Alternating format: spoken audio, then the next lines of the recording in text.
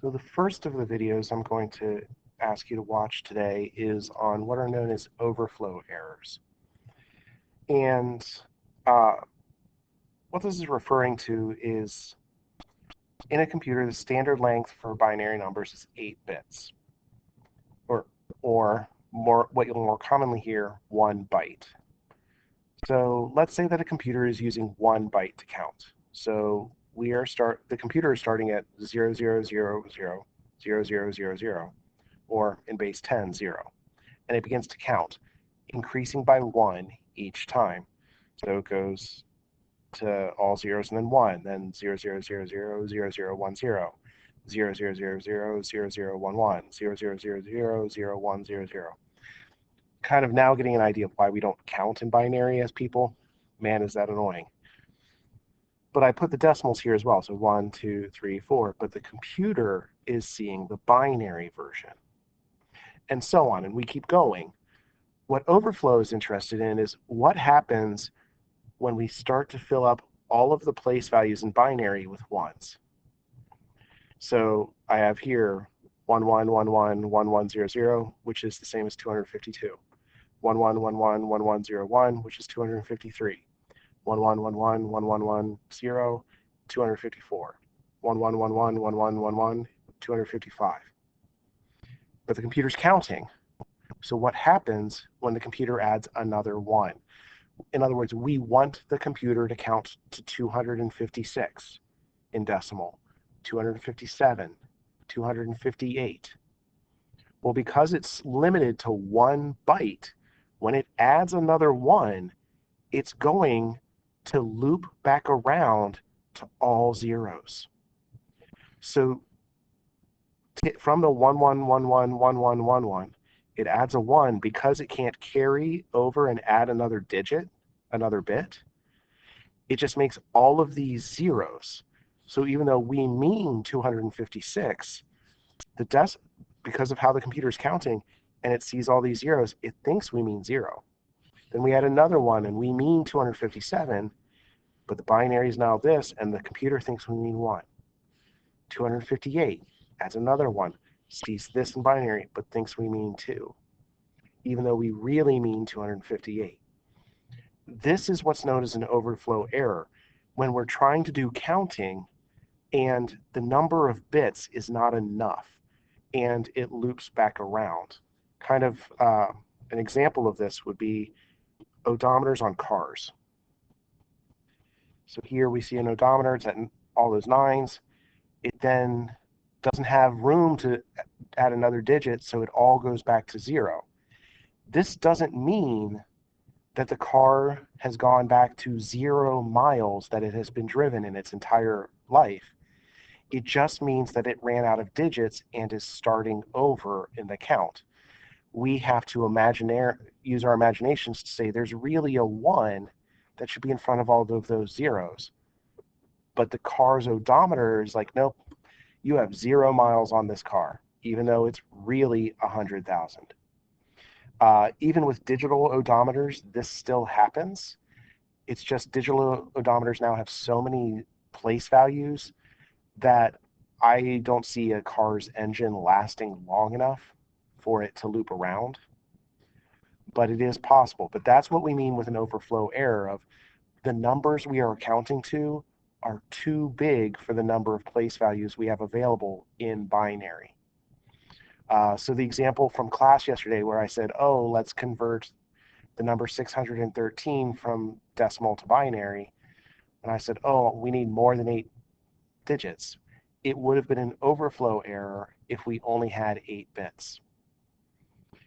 In terms of real-life examples that are computer-related with that,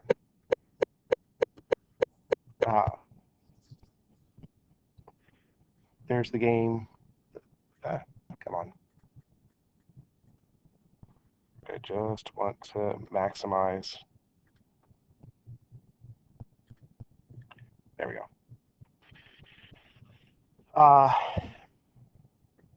The computer game, the Civilization computer games, I don't know if you've heard of them or if you've played of them.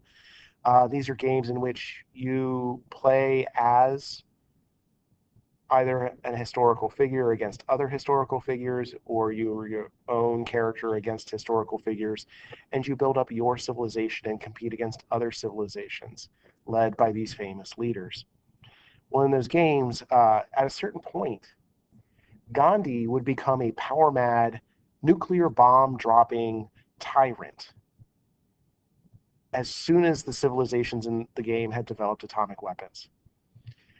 And this was actually due to an overflow error. It's now continued in the game as kind of a joke, but the original games back in the 90s, this was an unintended consequence of an overflow error, in that uh, aggression was on a scale of 0 to 255 in decimals, which is 1 byte in binary.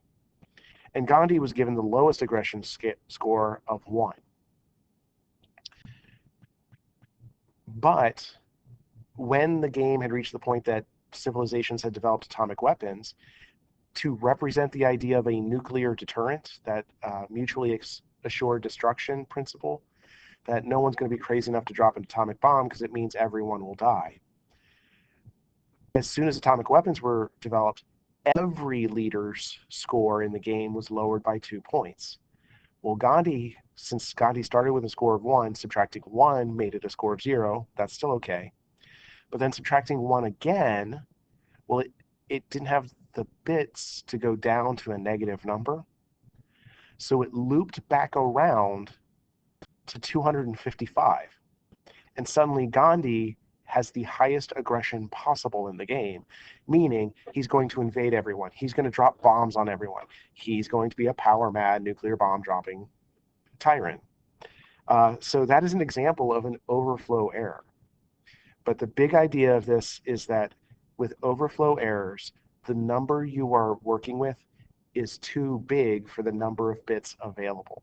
So the number of bits rolls over and represents an unintended number that you don't mean.